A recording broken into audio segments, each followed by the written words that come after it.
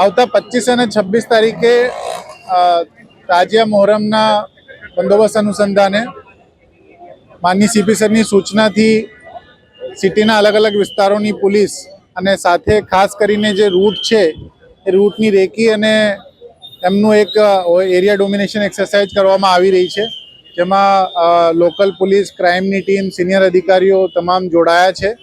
અને સાથે અમે જે તાજિયા કમિટી છે એમના મહાનુભાવોને પણ સાથે રાખ્યા છે. એટલે આના લગતા કોઈ પ્રશ્નો હોય, કોઈ એવી કોઈ બાબત હોય જે અમારે ધ્યાને મૂકવા જેવી હોય એમની પણ અમે એમની સાથે ચર્ચા કરીશું. રૂટમાં બીજા ઓર કોઈ પ્રશ્નો હોય એમની પણ તકેદારી રાખવામાં આવશે અને એની તૈયારીના ભાગરૂપે આ એક્સરસાઇઝ કરવામાં આવી રહી છે.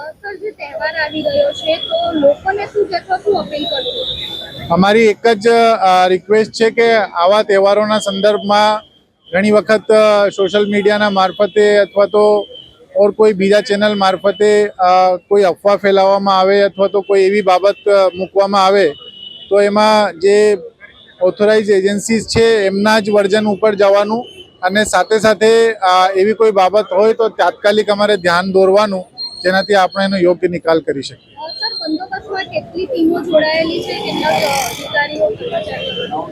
એમાં માનનીય ડીજીપી સાહેબ તરફથી એસઆરપીની ટીમ આપવામાં આવી છે.